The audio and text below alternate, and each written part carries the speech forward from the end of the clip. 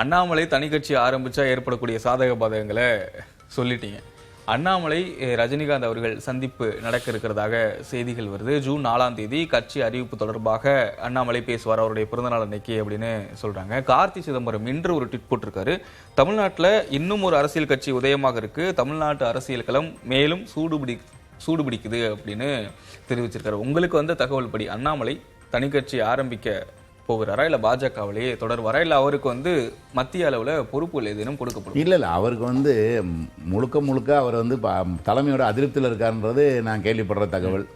அவர்கள் தலைமை இனிமே ஏதாவது கொடுத்தாலும் அதோட இணைந்து செயல்பட அவர் தயார் இல்லை அப்படின்ற மாதிரியும் நான் கேள்விப்பட்ட தகவல். ஏதாவது அசைன்மெண்ட் கொடுத்து இதை பண்ணுங்க நீங்க அப்படின்னு சொல்ல, உதாரணத்துக்கு தலைமையே திரும்ப கொடுத்தா கூட பண்ணுவாரா அப்படின்றல ஒரு இது இருக்குன்னு சொல்லி சொல்றாங்க. இணையமைச்சர் பொறுப்பு கொடுத்தாலும் அப்படின்னா அதான் என்னென்ன பொறுப்புன்னு தெரியல. ஒருவேளை நான் அவருக்கு சொன்னது இந்த மாதிரி அவ்வளோ தூரம் நான் அசோசியேட் பண்ணி போக மாட்டேன், இனிமே தலைமையோட நமக்கு வேணாம் அப்படின்னு முடிவு பண்றாரு. ஆனால் அதுக்கு அரசியலே வேணான்னு போயிடுவாரா, இல்லை அவர் எதிர்பார்க்குற நீங்கள் சொன்ன மாதிரி ஒரு இணையமைச்சர், அந்த மாதிரி ராஜ்யசபா எம்பி இணையமைச்சர் அப்படின்னு கொடுத்தா போவாரா அப்படின்றதுக்கெல்லாம் அதில் யூகங்கள். அதில் அப்படின்னா ஊரில் போகலாம் அவர். அதெல்லாம் பதவி எனக்கு முக்கியம் இல்லைன்னு அதுவும் வேணான்னு கூட அவர் சொல்லலாம்.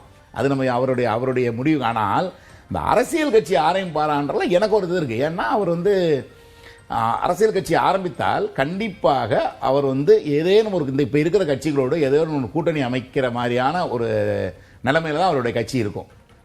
அதில் ஒன்றும் இல்லை, சீட் பேரம் பேசி எனக்கு இத்தனை சீட்டு கொடுங்க அப்படின்னு கேட்குற நிலைமையில தான் அவர் அதிமுகவிட்டையோ அல்லது சீமான்கிட்டையோ அல்லது விஜய்கிட்டையோ அல்லது திமுகட்டையோ ஒரு இது பண்ணி நீங்க நிச்சயமாக. அண்ணாமலைக்கு இன்னும் சிக்கலான ஒரு இடம் தானே இது. மற்ற தலைவர்கள்னா பரஸ்பரமாக ஒரு இணக்கமாக இருப்பாங்க, கூட்டணி வச்சு தேர்தலை போட்டிடுவாங்க. அண்ணாமலை அவர்கள் தலைவராக இருந்தா கூட்டணி கிடையாதுன்னு எடப்பாடி அவர்கள் சொன்னதா ஒரு பஞ்சாயத்து இருக்கு. அண்ணாமலை திமுக கூட்டணி சாத்தியமே இல்லை, விஜயும் சாத்தியம் இல்லை. அப்ப தனிச்சு நிக்க சீமானோட சாத்தியம். ஏன்னா சீமானுக்கு அவருக்கு நல்ல உறவு இருக்குன்னு சொல்லுவாங்க. அது மாதிரி அப்படியே அவர் தலைமையில ஒரு அணி டிடிவி பாமக அவருக்கு ஏற்ற மாதிரி அணியை அமைப்பாரா, அதான் சொல்றேன். எதுவா இருந்தாலும் அது நிச்சயமாக நம்பர் 1 கூட்டணியா இருக்க போறது இல்ல. அது 2ஆம் 3ஆம் கூட்டணி 4ஆம் அணி கூட்டணியா தான் அவர் இருக்க போகுது. அதனாலதான் அவர் எனக்கு கட்சி ஆரம்பிப்பாரான்றது சந்தேகம் இருக்கு. அவர் ஒரு நிச்சயமாக கண்மூடித்தனமாக ஒரு முடிவை எடுக்கக்கூடிய ஒரு அரசியல்வாதியா நான் அவரை பார்க்கல. அவர் ஒரு படிச்சவர், அவர் ஒரு விஷயம் தெரிஞ்சவர், விஷய ஞானம் உள்ளவர். ஒன்னொன்னையும் அவர் நுணுக்கமா பார்ப்பாரு. ஒரு இந்த முறை திரும்ப அரவக்குறிச்சியில் சீட்டு கேட்கலாமானா வேணான்னா அதுக்கு ஒரு பார்வை அவர்கிட்ட இருக்குது. ஏன் வேணான்றதுக்கு இந்த முறை கோயம்புத்தூரில் ஒரு சீட் நம்ம தலைமையிட்ட கேட்டு ப்ரெஷர் கொடுத்து வாங்குவோமானா அது வேணாம் அப்படின்னு ஒரு முடிவெடுக்கக்கூடிய அளவுக்கு அவருக்கு ஒரு விரிந்த பார்வை இருக்குது.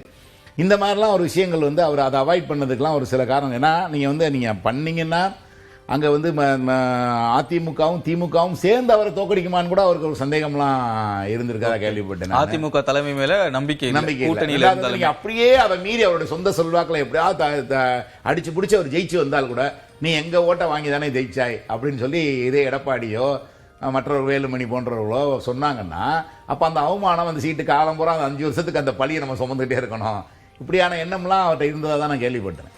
ஸோ அந்த மாதிரி ஒரு முடிவெடுக்கக்கூடிய சிந்திச்சு செயல்படக்கூடியவர் ஒரு அரசியலுக்கு அவர் என்ன முடிவு பண்ணலான்னா, நம்ம இப்போ பாஜகவில் ஒன்றுமே இல்லாமல் இப்படி மூளையில் நம்ம பாட்டுக்கு ஒரு அரசியல்வாதியாக இருப்பதை தாண்டி நமக்கும் ஒரு அரசியல் கட்சி இருக்கணும். நாளைக்கு இனிமே கூட்டணி மந்திரி சபை தான் அமையறதுக்கான வாய்ப்புகள் இருக்குது. அந்த முன்னுதாரணம் வந்துருச்சு. இப்போ அப்போ எதிர்காலத்தில் நம்ம ஒரு கட்சியோட கூட்டணி வைக்கிறோம், அந்த கூட்டணியில் அந்த அந்த கட்சி ஆட்சியை பிடிக்குது அப்படின்னா அதில் மந்திரி சபையில் இடம் வரலாம், அதில் நம்ம முக்கிய பங்கு வகிக்கலாம், இல்லை நம்மளே ஒரு கூட்டணியை ஃபார்ம் பண்ணி நம்ம ஒரு தலைமையில் ஒன்று உருவாக்கலாம். இப்போ நமக்கு இருந்த அந்த பாஜக கலரை துடைக்கலாம், நம்ம ஒரு நடுநிலை இந்த திராவிட மண்ணுக்கு ஏற்ற மாதிரியான ஒரு அரசியல் கட்சியை புதுசாக வடிவமைக்கலாம். இந்த மாதிரியான முடிவுகள் எடுத்துட்டு வருவாரான்னு நமக்கு தெரியாது. அதான் அந்த பாஜகவில் இருப்பதை விட அது பெட்டர்னு ஒரு முடிவுக்கு வருவாரான்னு தெரியல. அப்படி ஒன்று முடிவு எடுத்தாருன்னா அவர் அரசியல் கட்சி ஆரம்பிக்கிறதுக்கு வாய்ப்பு இருக்கு. அந்த மாதிரி நிலைமையில இதை தாண்டி நமக்கு வேற வழி இல்லை. இனிமேல் பாஜக தொடர முடியாது, அப்ப அரசியல் பண்ணி ஆகணும். இனிமேல் இன்னொரு கட்சிக்கு நம்ம போக முடியாது, இப்போ இருக்கிற 3 கட்சியிலையும் போக முடியாது. அப்ப ஏதோ ஒரு கட்சி, அப்ப அந்த கட்சி எப்படி இருக்கும்னா இந்த பாமக, தேமுதிக, விடுதலை சிறுத்தைகள் கட்சியோட ஒரு கட்சியாக அந்த மாதிரி ஒரு கட்சியாக தான் அது இருக்கும். அதை தாண்டி அவர் முதல் இடத்துக்கு வர்ற கட்சியா அவர் கட்சி இருக்காதுன்றதான் என்னுடைய பார்வை. அப்படியே கட்சி ஆரம்பிச்சுட்டாரு, எதிர்கட்சியாக பாஜக இருந்த அளவுக்கு வீரியமாக செயல்படுவேன் அப்படின்னு அவர் சொல்றாரு அப்படின்னா, மத்தியில ஆட்சியில இருந்திருக்காங்க பாஜக, அந்த கட்சியோட மாநில தலைவராக இவர் இருக்கிறார். அப்போ அவருக்கு ஒரு செல்வாக்கு இருக்கும். அரசாங்க அதிகாரிகளும் சரி, அரசு உள் விவகாரங்களையும் சரி, இவருக்கு ஏதோ ஒரு செல்வாக்கு இருக்கு, தகவல்கள் ஏதோ கிடைக்குது அப்படின்னு வச்சுக்கோங்களேன். இப்போ அங்கிருந்து விலகி தனியாக கட்சி ஆரம்பிக்கிறார். இப்போ அரசும் மாறி இருக்கிறது, அதிகாரிகளும் மாறி இருக்கிறார்கள். அதே அளவு செல்வாக்கு அண்ணாமலைக்கு இப்போ இருக்குமா? அதனாலதான் சொல்றேன் அவர் இருக்காதுன்னு நான் சொல்றேன். நான் அது அவர் அறியாமலா இருப்பார். அதான் நான் சொன்னேன், அவர் ஒரு புத்திசாலி, அறியாம இருக்க மாட்டாரு, அவர் விரிவான பார்வை கொண்டவர், அவர் இல்லாம இருப்பாரு. அதான் சொல்றேன், அவர் வந்து கட்சியை ஆரம்பிக்க மாட்டாருன்னா இப்போ வரைக்கும் என்னுடைய பார்வை அவர் ஆரம்பிக்கிறதுக்கு வாய்ப்பு குறைவுன்னு தான் நான் பார்க்குறேன். ஏன்னா அவர் வந்து நல்ல தீர வந்து யோசிக்கக்கூடியவர், யோசித்து அந்த ஒரு முடிவை எடுக்க மாட்டார் அப்படின்னு தான் பார்க்குறேன். ஆனால் நீங்கள் அரசியல் சர்வைவல் இருக்குல்ல, நீங்கள் அரசியல் இருக்கணும், அரசியலை விட்டு துறவரம் போக முடியாது. இப்போ அரசியலில் இருக்கணும்னு முடிவு பண்ணால் அப்போ பாஜக வேணான்னு முடிவு எடுத்தால் அவர் முன்னாடி இருக்க ஆப்ஷன் என்ன? நம்ம அப்படி தானே பார்க்கணும். இன்னைக்கு பாஜகவில் அவருக்கு இடம் இல்லை, வேணான்னு நினைக்கிறாரு. அப்போ அடுத்த ஆப்ஷன் என்ன? திமுக போக முடியுமா, அதிமுக போக முடியுமா, விஜய்கிட்ட போக முடியுமா? எந்த வாய்ப்பும் இல்லை. அப்போ ஒரு தனி கட்சி துவங்குவோம் அப்படின்ற மாதிரியா வேற வழி இல்லாமல் அந்த எல்லைக்கு அவர் போகலாம். அப்படி போனார்னா அதான் சொல்றேன், அப்படி போனார்னா ஆனால் இந்த ஒரு கட்சிகளாக தான் இருப்பாரு. அதுவே பரவாயில்லன்னு அவர் நினைக்கலாம். ஏன்னா இனிமேல் வர்ற காலங்கள் வந்து கூட்டணி மந்திரி சபையாக தான் இருக்கும். ஸோ அதிகாரத்தை நம்ம நோக்கி போறதுக்கும் அது ஒரு வாய்ப்பாக இருக்கும் அப்படின்னு நினைக்கலாம். பாஜக தலைமை விட்டுடுவாங்களா அவ்வளவு எளிதாக? அண்ணாமலை தமிழ்நாடு பாஜகவுக்கு எவ்வளவு செஞ்சார் அப்படின்றத பாஜக தலைமை உணர்ந்திருப்பாங்க. அவ்வளவு எளிதாக நம்மலாம் உட்காந்து டிஸ்கஸ் பண்ற அளவுக்கு இந்த செய்தி இப்ப வந்திருக்குன்னா, இப்ப இதெல்லாம் இன்னும் வந்து மத்திய அரசுக்கு போய் சேர்ந்திருக்காதா, நேரம் அந்த தேசிய தலைமைக்கு போய் சேர்ந்திருக்காதா? சேர்ந்திருக்கும். அப்ப ஒருவேளை அவங்க வந்து அவரோட பேச்சுவார்த்தை நடத்த மாட்டாங்களா? சரி வாங்க அப்படிலாம் போயிடாதீங்க என்ன அப்படின்னு ஒரு பேச்சுவார்த்தை நடத்தலாமா? அந்த பேச்சுவார்த்தையில என்ன கொடுக்குறேன்னு சொல்றாங்க, அதை அவர் ஏத்துக்க தயாரா இருக்காரா அப்படின்றதான் நம்ம அந்த அவர் 4ஆம் தேதி அவருடைய பிறந்த நாள் அதுக்கு வர்றாரு. அன்னைக்கு தான் கட்சி ஆரம்பிக்க போறார், தகவல்கள் வருது. இந்த தகவல்களே ஒருவேளை அவர் வந்து தலைமையோட முரண் இருக்கிறது அப்படின்றது வெளியே தெரியணும், அவருக்கு உரிய இடம் கொடுக்கப்படணும் அப்படின்றதுக்காக அவருடைய சார்பா இருக்கவர்களே இந்த மாதிரியான பிரச்சாரத்தில் இறங்குறாங்களா? அதுவும் தெரியாது. இப்போ இது வரைக்கும் அண்ணாமலை அவர்கள் சொல்லவே இல்லை நான் கட்சி ஆரம்பிக்க போறேன்னு. அவர் சொன்னாரா? சொல்லலை. எல்லாம் வந்து அவர் பேரில் போஸ்ட் அடிக்கப்படுகிறது, கொடி போடப்படுது, இந்த மாதிரியான சமூக வலைதளங்களில் பரப்பப்படுகிறது. இதை அவருடைய ஆதரவாளர்களே இந்த தலைமை ஒரு முடிவு பண்ணிட்டு போறான்னு சொல்லி பார்ப்போம், என்ன நடக்குதுன்னு பார்ப்போம். அவருடைய ஆதரவாளர்களே கூட அந்த மாதிரியான கிளப்பி விடுறதுக்கு வாய்ப்பு இருக்கு. அப்படி ஒருவேளை இவர் முடிவெடுத்திருந்தாலும் கூட இந்த தகவல் நமக்கு கிடைச்சி டிஸ்கஸ் பண்ற அளவுக்கு போகுதுன்னா நிச்சயம் தேசிய தலைமை போய் அடைஞ்சிருக்கும் உளவுத்துறை மூலமா. அப்போ அவர்கள் வந்து கூப்பிட்டு நேரம் பேசி காம்ப்ரமைஸ் பண்ணி உங்களுக்கு இந்த பொசிஷன் தர்றோம், நீங்கள் போகாதீங்கன்னு சொன்னாலும் சொல்லலாம். அதனால் அதுக்கு தான் வாய்ப்புகள் அதிகம் நான் பார்க்குறேன். 4ஆம் தேதி புதிய கட்சி அறிவிப்பு எதுவும் வராது, 90% தான் நினைக்கிறேன். ஒருவேளை ஒரு 10% அவர் அந்த முடிவு எடுத்தார்னா அந்த முடிவுக்கு காரணம் நிச்சயமாக அரசியல் துறவரம் பண்ண முடியாது, இனிமேல் பாஜகவில் இருக்க முடியாது அப்படின்ற ஒரு முடிவு எடுத்தா அப்போ அவர் எந்த கட்சிக்கும் போக முடியாமல் இருக்கும்போது வெளியே வந்துட்டு நான் வந்து அரசியலே எனக்கு வேணான்னு சொல்லி இனிமேல் அவர் போக முடியாது. ஆனால் அவருக்கு ஒரு அரசியல் ஆர்வம் இருக்கு அவருக்கு. அப்போ ஒரு அரசியல் பண்ணணும் போது சரி இதை படிப்படியாக ஒரு தனி கட்சி ஆரம்பிச்சு பார்ப்போம், அது எவ்வளோ தூரம் போகுது என்னதான் பண்ணுதுன்னு பார்த்துருவோம் அப்படின்ற ஒரு முடிவில் ஒரு கட்சி ஆரம்பிக்கலாம். அந்த ஒரு 10% வாய்ப்பு தான் புது கட்சிக்கு இருக்கு. அப்படி ஆரம்பித்தாலும் அந்த கட்சி வந்து ஒரு 3ஆம் 4ஆம் இடத்துல தான் இருக்குமே தவிர அது ஒரு பிரதான கட்சியாக வர்றதுக்கு சந்தேகம்ன்றது அவருக்கே தெரிஞ்சிருக்குன்னு தான் நான் நினைக்கிறேன். சாத்தியமான விஷயம் இன்னொன்னும் இருக்கிறது. அவங்க வந்து கட்சியில அண்ணாமலை தனி கட்சி ஆரம்பிக்கல, தேசிய அளவுல ஒரு பொறுப்பு கொடுத்து அண்ணாமலை அவர்களை உட்கார வைக்கிறார்கள் அப்படின்னு வச்சுக்கோங்களேன். அண்ணாமலை தமிழ்நாட்டு அரசியல்ல இருக்கிறவர் தானே தமிழ்நாட்டு பாஜக அப்படின்றது இவ்வளவு தூரம் வளர்ந்திருக்கிறது.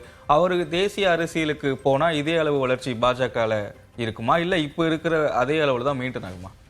இல்ல அவர் அப்படி ஒரு மத்திய அமைச்சர் ஆனாலும் அவர் தமிழ்நாட்டை சுற்றி வருகிற ஒரு அமைச்சராக இருந்தாதான் அவர் வந்து எல்முருகன் மாதிரி அடிக்கடி இங்க வர, இங்கேயே இது பண்ண பிரஸ் மீட் இங்க வைக்க, இங்கே இங்கேயே சுற்றுச்சூழல அந்த பதவியை பயன்படுத்தி மந்திரி பதவியை பயன்படுத்தி இங்க தமிழ்நாட்டுக்கு சில திட்டங்களை கொண்டு வர. இப்ப நீங்க சாலை வசதியில டிஆர் பால் இருந்தாரு, அவர் இப்ப கொண்டு தமிழ்நாட்டுல பூரா அப்பதான் போர்வே ட்ராக் அதிகமா வந்துச்சு. தமிழ்நாட்டு நலம் சார்ந்த ஒரு துறையை கொடுத்தாங்க அப்படின்னா ஒரு பேருக்கு ஒரு துறையை கொடுத்தாங்கன்னா அது ஒண்ணும் செய்ய முடியாது. ஏன்னா நீ உதாரணத்துக்கு ஒரு சமஸ்கிருதத்தை வளர்க்கிற ஒரு இலாக்கான்னு கொடுத்துட்டாங்கன்னா அவருக்கு அதனால பிரயோஜனம் இல்லை தமிழ்நாட்டுக்கு. அப்ப தமிழ்நாடு ஒரு 4 வழிச்சாலைன்னு கொடுத்தா தமிழ்நாடு எல்லாத்தையும் இது பண்ணலாம். இல்ல இவ்வளவு பெரிய கடலோரம் இருக்கு, அது ஒரு துறைமுகம் சார்ந்த ஒரு இது வேறு மாநிலத்தில் ஆளுநரா போட்டா கூட தமிழ்நாட்டு பாஜக வளர்க்கறதுக்கான வயசு அது வந்து பாஜக தான் வேஸ்ட். வீணா அண்ணாமலை வேற இடத்துக்கு கொண்டு போய் அவர் வந்து ஒரு பதவியை கொடுத்து அவரை திருப்திப்படுத்தி பண்ணா அதனால தமிழ்நாட்டுக்கு எந்த பலனும் இருக்க போறது இல்லை. அவர்களுக்கு வந்து ஒரு நல்ல ஒரு அமைச்சரோ நல்ல ஆளுநரோ கிடைப்பாரே தவிர பாஜகவுக்கு. அதனால தமிழ்நாட்டு அரசியலுக்கு பாஜகவினால அண்ணாமலையால எந்த பலனும் இல்லாம போயிடும்ல. அது வந்து பாஜகவுக்கு விரயம் தானே அது. அப்போ அவர் போட்டாங்கன்னா ஒன்று தமிழ்நாடு தலைவராக போடணும், அல்லது அவரை அந்த மாதிரி அமைச்சராக்குனாங்கன்னா அவரை வந்து தமிழ்நாட்டுக்கு உரிய பலன்களை கொடுக்குற மாதிரியான ஒரு துறையாக இருந்தால் அவர் இங்கே வந்து அரசியல் பண்ணி இந்த ஸ்டேட்டை வந்து தான் கண்ட்ரோல், அப்படி பல அமைச்சர்கள் இருந்திருக்காங்க சென்ட்ரல் மினிஸ்டர்ஸ், அந்தந்த ஸ்டேட்டை வந்து வெல்ஃபேரை பார்த்துக்கிட்டு அந்த ஊருக்கு அவங்க தான் தலைவர் மாதிரி. நாளைக்கு நீங்க டக்குன்னு அந்த ஊர்ல ஜெயிக்குதுன்னு வைங்க, அவர் தான் முதலமைச்சர் ஆவார். அப்படிலாம் பார்த்துருக்கோம் நம்ம. இப்போ ரீசெண்டாக கூட ஏதோ ஒரு மாநிலத்திலலாம் நடந்தது. இன்னொன்று, நயினார் அவர்களுடைய பதவிக்கு, அந்த தலைவர் பதவிக்கு பதிலாக அண்ணாமலை மீண்டும் வருவதற்கு வாய்ப்பு இருக்கிறதா? ஏன்னா சமீபத்தில் ஒரு இதழில் ஒரு கட்டுரை படிச்சிருந்தாங்க. நிதின் நபீன் கிட்ட நயினார் நாகேந்திரன் அவர்கள் தலைவரை நானே தொடர்றேன் அப்படின்னு சொல்லும்போது அவங்க சரின்னு சொல்லிட்டதாகவும், தன்னுடைய பதவிக்கு நயினார் காப்பாற்றி கொண்டார் அப்படின்ற மாதிரியான ஒரு செய்தி இருந்தது. இல்லை, அது கரெக்டாக. அதான் இவர் போய் ஒரு தலைமையில் இருக்கவர் திரும்ப இன்னொரு டேர்ம் நான் இருக்கேன் அப்படின்னு கேட்கறதுல ஒன்றும் தப்பு கிடையாது. அதை அந்த தலைமை ஏற்று இந்த கட்சி போகிற போக்கு சரிதான், இது நல்ல பாதையில் தான் போகுது. தோல்வின்றது வேற விஷயம், அது எலெக்ஷனில் வரும் போகும். பல தலைவர்கள்லாம் சொன்னல, பல பேர் கட்சியை வளர்த்தும் கூட தோல்வியை சந்தித்து இருக்காரு. அவர்களெல்லாம் தோற்று போயிருக்காங்க எல்லாம். இப்போ அண்ணாமலையே 2 இடத்துல தோற்றுருக்காரு, அசம்பிளிலையும் தோற்றுருக்காரு, பார்லிமெண்ட்லையும் தோற்றுருக்காரு. ஆனாலும் கட்சியை வளர்க்கறதுக்கான முயற்சிகள் தோற்றவர்களும் பண்ணிக்கிட்டு தான் இருந்திருக்காங்க. அதனால இப்போ நயினார் தோத்துட்டாரு, அந்த கட்சி வந்து 4 சீட் இருந்தது 1 சீட் ஆயிடுச்சு அப்படின்ற மட்டும் பார்க்க முடியாது. அந்த கட்சியை அடுத்த கட்டத்துக்கு நகர்த்திக்கிட்டே போகிறாங்களா, அந்த ஒரு தடவை தோல்வி வரும், மீண்டும் அதில் வந்து எழுதுறதுக்கான முயற்சிகள் இருக்கா அப்படின்ற மாதிரியான ஒரு தோரணையில் தேசிய தலைமை பார்க்கும். தேசிய தலைமையை பொறுத்தளவில் நீங்கள் தமிழ்நாடை குறி வச்சு பண்ணிகிட்டு இருக்காங்க. இப்போ நிறைய இடத்துல பிடிச்சிட்டாங்க வரிசையாக. நீங்கள் சொன்ன மாதிரி வந்துட்டாங்க, அசாம் இதெல்லாம் வந்துருச்சு. நம்ம வெஸ்ட் பெங்கால் குறிப்பாக அவர்கள் குறி வச்சாங்க. இப்போ அடுத்து அவர்கள் தமிழ்நாடையும் இலக்காக வச்சுருந்தாங்க. ஆனால் அது வந்து இப்போ ரொம்ப ஃபெயிலியர் ஆயிடுச்சு விஜய் வரவுனால. இல்லாட்டி அடுத்த கொஞ்சமாவது முன்னேறி வந்திருக்கும், அது வந்து இன்னும் பின்தங்கி போச்சு. அப்போ இனிமேல் இந்த தமிழ்நாட்டில் திரும்ப எல்லாத்தையும் அழிச்சிட்டு 1லேருந்து திரும்ப 2.9க்கு போயிடுச்சு வாக்கு வங்கி. 11 இருந்தது, திரும்ப 2.9 போயிடுச்சு. அப்போ திரும்ப எல்லாம் கோடெல்லாம் அழிச்சிட்டு திரும்ப ஸ்டார்ட் பண்ணுற மாதிரியான ஒரு பரோட்டா சூரி கணக்கு மாதிரி ஆயிடுச்சு. எல்லாத்தையும் அழிங்க, முதல்ல இருந்து ஆரம்பம்ன்ற மாதிரி. அப்போ அதுக்கு ஒரு இன்னும் திரும்ப யாராவது ஒரு ஃப்ரெஷ்ஷாக ஒரு தலைமை, வேகமான ஒரு தலைமை வந்தால் நல்லா இருக்கும்னு அவங்க நினைக்கலாம். இல்லை, அதுக்கு நயினாராய் பொருத்தமானவர்னு அந்த கட்சி தலைமை முடிவெடுச்சுன்னா அது நிச்சயமாக அந்த கட்சியோடைய நலன் சார்ந்து தானே தலைமை சிந்திக்கும். அப்ப அதை நம்ம வெளியில இருந்து எப்படி விமர்சனம் பண்றது? செய்திகள்லாம் வந்தது, பொறுப்புல இருக்கிறவங்க எல்லாம் மாற்றப்பட போறாங்க, மிகப்பெரிய மாற்றம் பாஜக நடக்க போகுது, தலைவராக அண்ணாமலை மீண்டும் வர இருக்கிறார் அப்படின்னு செய்திகள் கட்சிக்குள்ள இருந்தே வருது அப்படின்னு ஒரு நாளிதழ்ல, ஆங்கில நாளிதழ்ல செய்தி. ஒரு நாளிதழ் வந்து அண்ணாமலை இவர் நயினார் நாயகன் தொடர்கிறாருன்னு போடுறாங்க, அவர் அனுமதி வாங்கிட்டாரு தொடர்றாருன்னு போடுறாங்க. இன்னொரு நாளிதழ் வந்து பாஜக வரப்போறாரு, எல்லாரையும் கூண்டோட மாட்ட போறாங்கன்னு போடுவாங்க. ஸோ இது நாளிதழ் எடுக்கிற முடிவுகள். ஏன்னா இவர் தான் தொடர போறாருன்னு சொல்றது ஒரு நாளிதழ், கூண்டோட மாற்றப்பட போறாங்கன்னு சொல்றது ஒரு நாளிதழ். ஆனால் தேசிய தலைமைன்னு இருக்குல்ல, அவர்கள் வந்து என்ன செய்ய போறாங்கன்னு பார்க்கறதா முக்கியம். அவர்கள் நிச்சயமாக அண்ணாமலையை பயன்படுத்தி கொண்டால் தேசிய தலைமைக்கு நல்லது. தமிழக பாஜகவை பொறுத்தளவில் அவர் அண்ணாமலையை பயன்படுத்தி கொள்வது நல்ல விஷயம்தான். அப்படி இல்லாமல் அவர்கள் ஒருவேளை வந்து இல்லை அது வந்து அண்ணாமலை வேணான்னு முடிவு பண்ணாங்கன்னா அப்போ திரும்ப இதே தொடரும்னா அப்போ அண்ணாமலை ஒரு முடிவெடுக்க வேண்டிய கட்டாயத்துக்கு வர்றாரு. அதான் சொல்கிறேன், அவருக்கு நீங்கள் வந்து அவர் வெளியே வந்துட்டா அவர் 0 கிடையாது, அவர் வெளியே வந்துட்டா 100 கிடையாது, ஆனால் அவர் வெளியே வந்துட்டா 0 கிடையாது.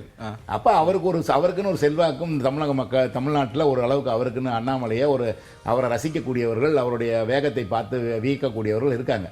அப்போ அது ஒரு சில சதவீதம். இப்போ சீமான் எப்படி அரசியல் பண்ணுறாரு? சீமானை வந்து யாருமே ஓட்டு போடாட்டியும் அவரை ஆதரிக்கிறதுக்கும் ஒரு கூட்டம் இருக்கு.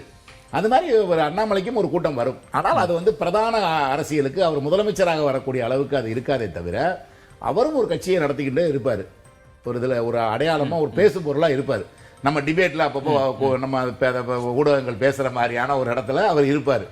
அன்னன்னைக்கு செய்திகளில் வருவார், அன்னன்னைக்கு ஊடகங்கள் விவாதங்களுக்கு அவர் தலைப்பு எடுத்து வச்சுற மாதிரி இருக்கும். அந்த மாதிரி ஒரு அரசியலில் ஒரு முக்கிய புள்ளியாக அவரும் ஒரு ஒன் ஆஃப் தி ஸ்டார்ஸாக இருப்பார் அரசியலில். அது வெற்றி பெற அளவுக்கு இருக்காதுன்னு தான் நான் சொல்கிறேனே தவிர, ஆனால் அவர் வந்து நிச்சயமாக ஒரு பேசு பொருளாக அரசியல் இருப்பார்.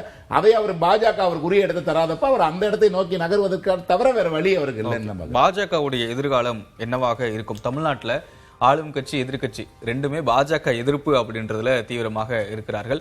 ஆளும் கட்சி கூட காங்கிரஸ் கூட்டணி வச்சுட்டாங்க. உள்ளாட்சி தேர்தல், நாடாளுமன்ற தேர்தல் வர பொறுப்புகள் கூட்டணி தான் தொடரும் அப்படின்னு சொல்லிட்டாங்க. காங்கிரஸ் வளர்வதற்கான வாய்ப்பு இருக்கிறது. அதே சமயம் பாஜக கூட்டணி வச்ச அதிமுக 3ஆம் இடத்துல இருக்கு. அதுல இருந்து நிர்வாகிகள் தொடர்ச்சியாக வெளியேறிட்டு இருக்காங்க. பாஜகவோட எதிர்காலம் தமிழ்நாட்டில் அடுத்த பாஜக எதிர்காலம் இப்பதான் சொன்னேன் நான், பரோட்டா சூரி கணக்கு மாதிரி எல்லாத்தையும் கோட்டையை அழைச்சிட்டு புதுசா ஆரம்பிக்கிற மாதிரி இருக்கு. கோடு புதுசா போடு எல்லாம் கணக்கை அழைச்சிட்டு ஆரம்பிச்ச மாதிரி 7-11% வந்து திரும்ப 2.9% வந்துட்டாங்க. அப்படி ஆயிடுச்சு. ஆனால் இப்போ வந்து ஒருவேளை நீங்கள் வந்து நாளைக்கு இப்போ அதிமுகவும் திமுகவுமே சேரும் அப்படின்ற மாதிரியான வதந்திகள்லாம் இப்போ பார்த்தோம். வதந்தின்னு இல்லை, அது சில சமயம் இப்போ டிஸ்கஸும் பண்ணப்பட்டது உண்மையிலேயே பின்னணியில் திரைமறைவில் நடந்தது. இல்ல இப்போ டிஎம்கே பிஜேபி கூட்டணி அப்படின்னு சொல்லிட்டு அதான் சொல்றேன். அடுத்து அப்படி வரும்போது அதிமுக திமுகவே கூட்டத்திலே போலான்ற போது திமுக பாஜக கூட்டணி ஏன் வராதுன்ற கேள்வி வருது. காங்கிரஸ் அங்க போயிருச்சு துரோகம் பண்ணிட்டு, இன்னைக்கு ஐயுஎம்எல் அங்க துரோகம் பண்ணிட்டு போயிருச்சு, அப்படிதான் பாக்குறோம். அப்போ விடுதலை சிறுத்தைகள் போயிருச்சு. யார் பாஜக வேண்டாம் என்று அடித்து சொல்லி கொண்டிருந்தார்களோ காங்கிரஸ், ஐயுஎம்எல், 2 கம்யூனிஸ்டுகள், விடுதலை சிறுத்தைகள், இவர்கள் எல்லாம் வந்து திமுக வேணாம்னு சொல்லிட்டு போயிட்டாங்க. அப்ப எதிரிக்கு எதிரி நண்பன்ற மாதிரி ஏன் வந்து ஒரு ஆளுங்கட்சியில பாஜக இருக்கு, அப்ப அதோட ஏன் கூட்டணி வைக்கக்கூடாது அப்படின்ற சிந்தனை ஒருவேளை இனிமேல் திமுகவுக்கு வருவதற்கான வாய்ப்புகள் இல்லாமல் இல்லை. அதனால வந்து பாஜக இன்னும் சொல்ல போனா திமுக எம்பிக்கள் பலருக்கு அதுல ஆர்வம் இருக்கு. இல்ல இது இப்படி கனெக்ட் பண்ணி பார்க்கலாமா? ஒருவேளை இந்த பேச்சுவார்த்தைகள் நடந்ததால அண்ணாமலை அதிருப்தி, அதனால தனிக்கட்சி அப்படிலாம் பார்க்க முடியாதா? அப்படி பார்க்கணும் அவசியம் இல்லை. அது வந்து இன்னும் அப்படி ஒரு பேச்சுவார்த்தை என்ன வரலையே. இன்னும் அந்த மாதிரி இவங்க பேச்சுவார்த்தை இணையே அது வரல. பேச்சுவார்த்தை நடந்ததுன்னு சொல்லல, இந்த மாதிரி சாத்தியம் அப்ப எடுத்துட்டு போனா தானே அந்த ஒரு நீங்க அந்த கூட்டணி வரும்போது நீங்க பண்ணாதான் உங்களுக்கு ஒரு பெரிய பிரகாசம் கிடைக்கும் உங்களுக்கு. அந்த மாதிரி ஒரு நிகழ்வு நடக்க போகும்போது அந்த நேரத்தில் நீங்க எதிர்ப்பு தெரிவிச்சு போனீங்கன்னு வைங்க, அப்பதான் வந்து உங்களுக்கு சொல்றதுக்கு வேலிடேட் பாயிண்ட் இருக்கும்.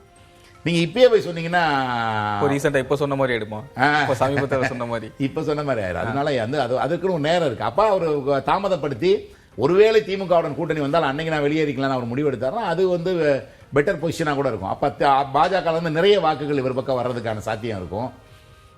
அதே மாதிரி மற்ற வாக்குகளையும் திமுகவை கடுமையா எதிர்க்கிறாரு அப்படின்னு சொல்லி இப்ப திமுக எதிர்ப்பு வாக்குகள் விஜய்க்கு நிறைய போயிருக்குல்ல. அதாவது விஜயை பிடிக்காட்டி கூட திமுக சரியில்லைப்பா, அதுக்கு ஏதாவது மாற்றணும், அதிமுக ஜெயிக்கிற மாதிரி தெரியல அதில் அப்படின்னு நினைக்கிறவங்க ஒருவேளை வந்து இவருக்கு அண்ணாமலைக்கு போடுறதுக்கான வாய்ப்புகள் இருக்குது. அதான் நம்ம வந்து எல்லாமே வந்து கணக்கு வந்து நம்ம வந்து அரித்மெட்டிக் மாதிரி 2+2+2 6ன்னு எழுத முடியாது.